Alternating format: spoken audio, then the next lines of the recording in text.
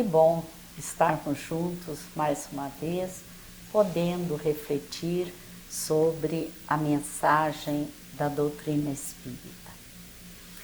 A doutrina espírita destaca que, embora os laços de sangue possam unir famílias, nem sempre refletem o parentesco espiritual profundo. A afinidade entre espíritos é um fator importante na formação de vínculos familiares mais duradouros e harmoniosos. Mas quão grandes são os desafios familiares? Por que são tão frequentes? Marcelo Ceneda vai nos falar sobre este assunto, conflitos familiares. Olá, Marcelo, alegria ter você mais uma vez aqui, muito obrigada. Olá, Ivone, eu que agradeço, muito feliz, obrigado. Que bom, Marcelo. Marcelo, por que, mesmo com tantas informações disponíveis no Evangelho, nas obras espíritas, a própria mensagem do Cristo que a gente tem contato, né? Nós ainda temos tanta dificuldade para conseguir harmonia familiar? Olha, Ivone, é relativamente seguro informar que das relações interpessoais mais desafiadoras da nossa existência, a maioria delas encontra-se no lar. Isso é próprio da nossa atual condição evolutiva, por sermos ainda, na sua ampla maioria, sermos ainda espíritos com mais dívidas do passado do que créditos. Então, ao reencarnarmos, Deus estabelece, pelos laços consanguíneos, um mecanismo muito eficiente, embora bastante desafiador, de substituirmos os conflitos do passado, agressivos, cruéis, por uma proposta de uma convivência um pouco melhor. Agora, imaginemos, Ivone, que é com muita frequência que no núcleo familiar nós vamos encontrar aquele que matou e a sua vítima, aquele que abandonou e o responsável por isso.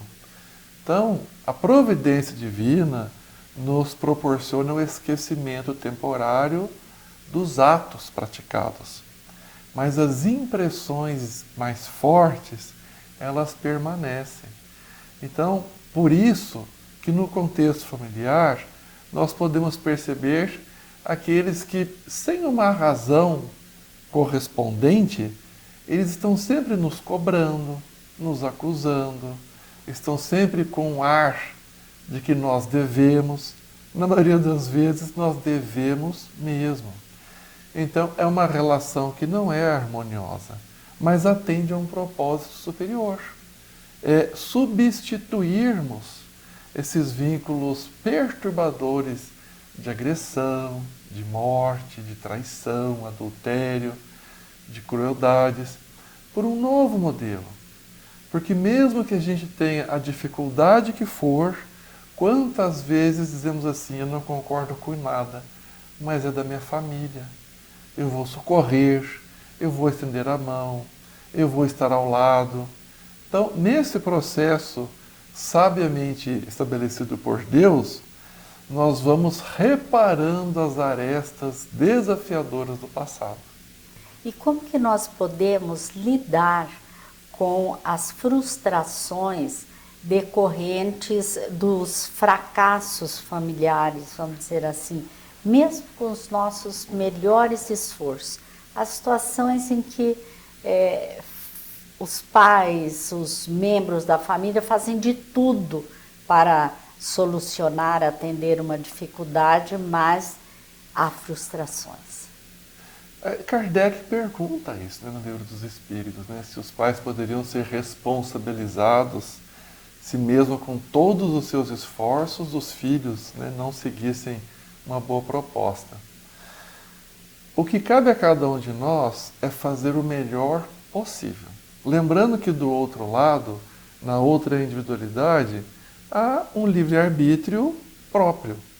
Então nós não podemos querer nos sentir responsáveis se algo não sai como o esperado, porque o outro fez uma escolha pelo seu livre-arbítrio em um contexto diferente. O que Deus espera é que cada um de nós faça o melhor possível.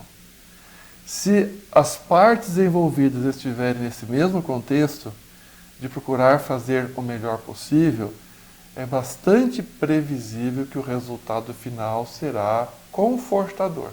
Agora, se uma das partes adotar uma conduta declaradamente equivocada, nós temos que respeitar o livre-arbítrio, sabendo que Deus nos aguarda há milênios. Talvez até ontem nós também estivéssemos fazendo escolhas totalmente equivocadas. E a providência divina aguarda pacientemente que nós, em algum momento, despertemos. Agora, se nós estivermos fazendo a nossa parte, Vânia, é como a boa semente lançada. Em algum momento, aquelas sementes que formos lançando ao longo do tempo, alguma delas vai germinar, alguma delas vai render bons frutos. Então temos que ter a serenidade de fazer a parte que nos cabe como bom agricultor. Preparar a terra, lançar a semente, zelar para que as ervas daninhas não comprometam, fornecer água, os nutrientes e confiar que a germinação e o crescimento, a florada, a frutificação, não dependem de nós. Mas o que nos compete é fazer a nossa parte. Certo. Marcelo,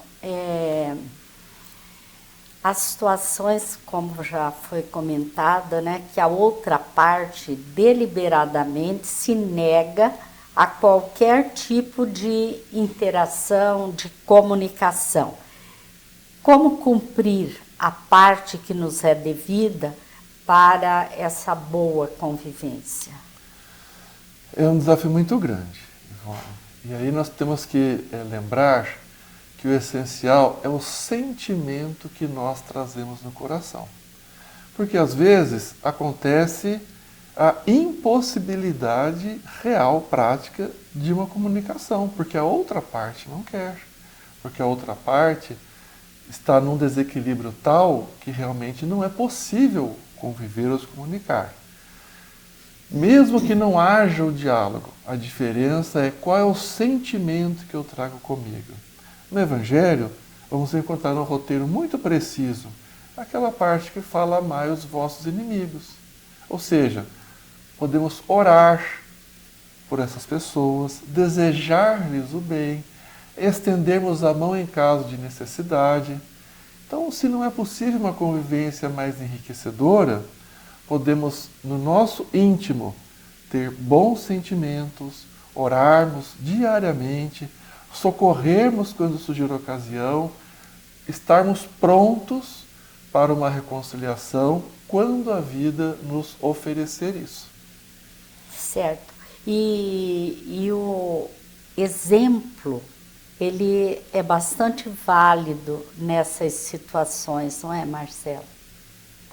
Sim, porque se nós estivermos sempre oferecendo o nosso melhor, se nós conseguimos evitar a reação, ou seja, uma atitude também amarga, rancorosa, se conseguimos evitar isso e nos esforçarmos para seguir essa trilha de orar, desejar o bem, socorrer quando necessário, ao longo do tempo a outra parte vai percebendo que apesar de existir uma animosidade, uma certa antipatia, eles vão percebendo ao longo do tempo que nós estamos realmente querendo algo melhor.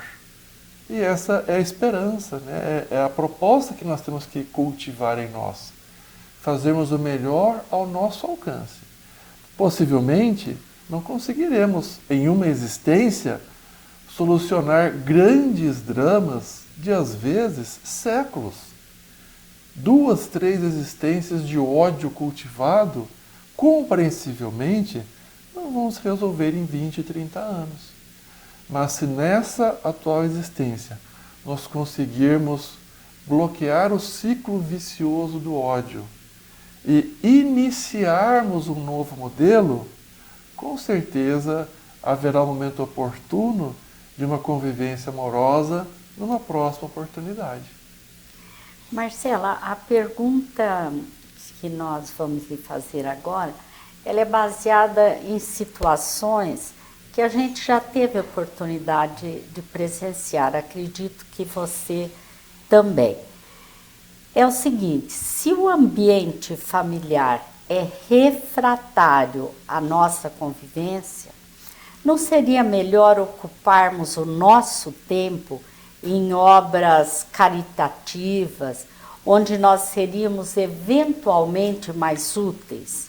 Afinal, há pessoas que querem a nossa presença, que se sentirão felizes com a nossa ajuda.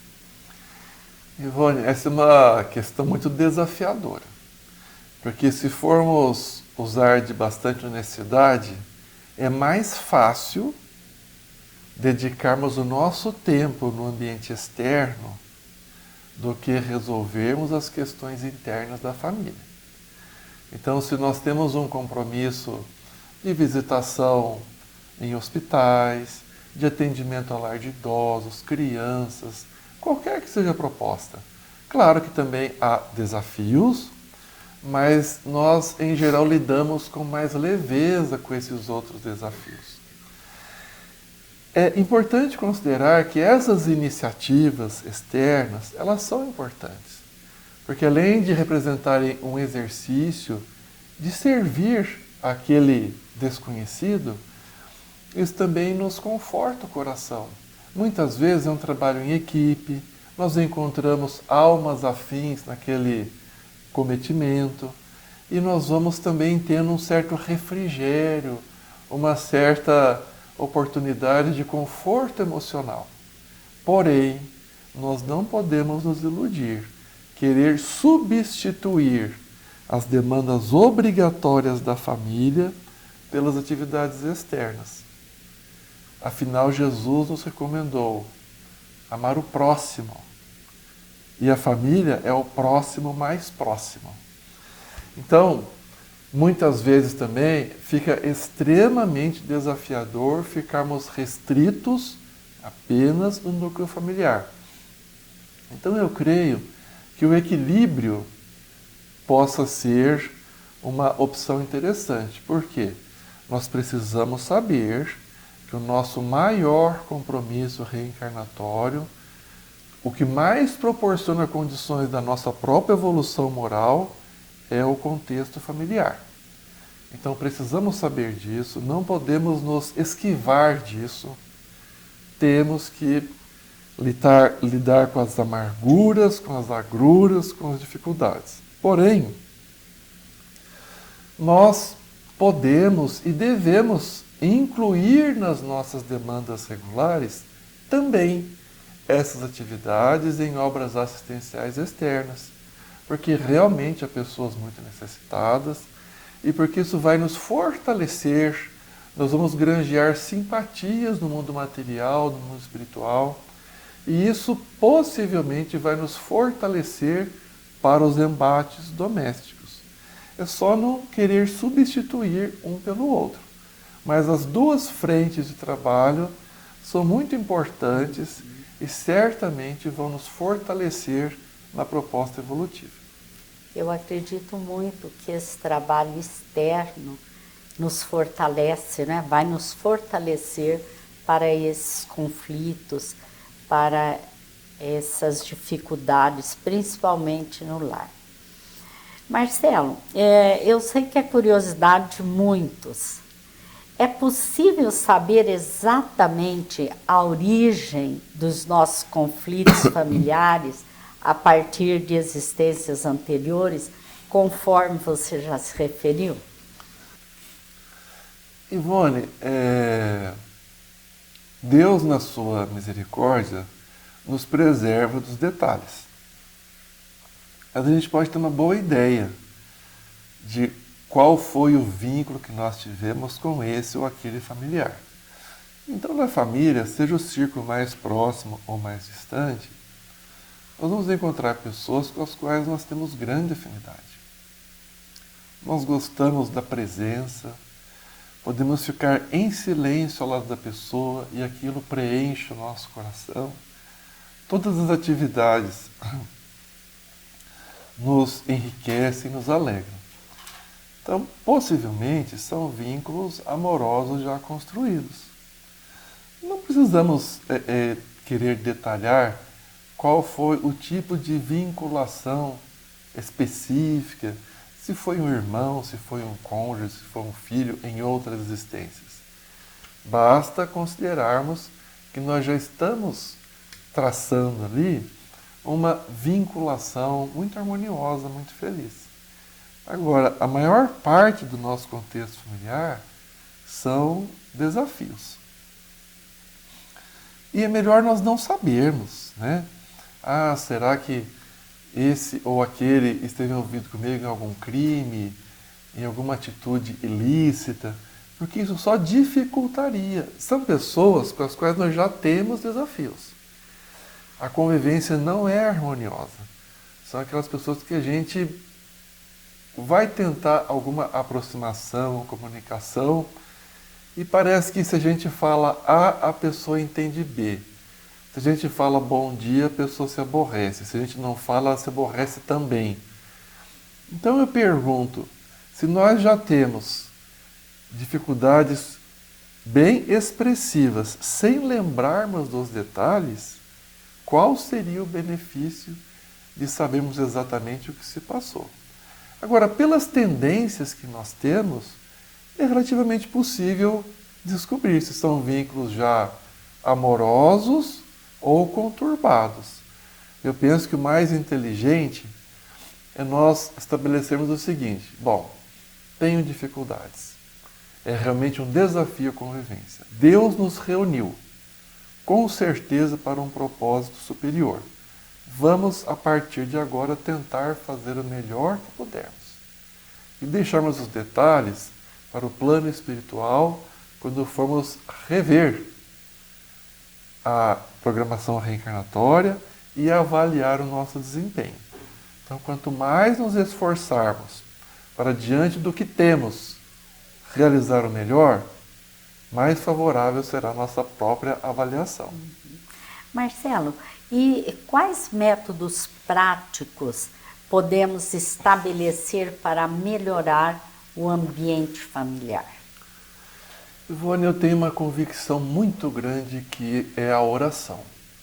A oração individual que cada um deve fazer ao despertar, ao entardecer, antes de se recolher ao repouso. Mas no contexto familiar, particularmente o culto do Evangelho no lar.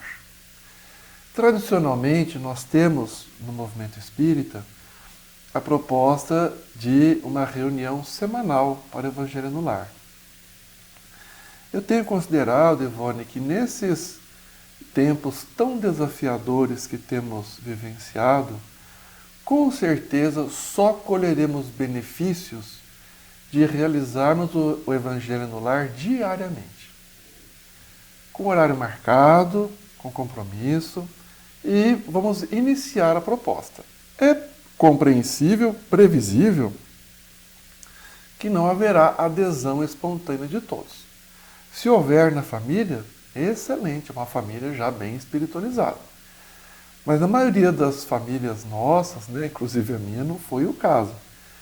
Mas a proposta é pertinente. Então, se não houver vínculo espontâneo de todos, que uma pessoa convide os demais a não ter interesse. Eu vou fazer. Pegue o copo de água para cada membro da família. Faça oração, faça leitura em voz alta, alguns comentários, 15 a 20 minutos. Todos temos 15 minutos por dia. Terminada a oração final, leve para cada membro da família essa água, deixei no Evangelho do Lar, destinado a você. Se você quiser, está aqui. Eu creio firmemente que, por mais refratária seja a pessoa, pelo menos a água, após algum tempo, ela vai aceitar. Eventualmente ela pode participar. E temos observado em muitos lares que, com perseverança, constância, compromisso, aos poucos a família vai se ajustando. Eu creio firmemente que, para a família, o Evangelho no Lar diariamente é fundamental. Além disso, as propostas que já sabemos, a frequência no tempo religioso, na casa espírita, o envolvimento em atividades caritativas, aquela que for mais conveniente ou mais atrativa para cada um. Temos que tentar, ainda que por obrigação familiar, tentar adquirir melhores hábitos. Muito obrigada, Marcelo. Muito obrigada mesmo. Foram reflexões muito importantes, porque é um assunto pertinente a todos nós. Dificilmente se encontra uma família onde não haja algum tipo de conflito, né? E como você se referiu no momento também, a misericórdia divina manda aqueles espíritos afins já, né? Que vem assim trazer um bálsamo, vem amenizar essa dificuldade de convívio dentro do lar, né? Sempre temos Com em certeza. casa, né? Muito obrigada, Marcelo. Eu que agradeço. Nós agradecemos a todos vocês que estão conosco. Esperamos encontrá-los novamente nas próximas edições deste programa. Muita paz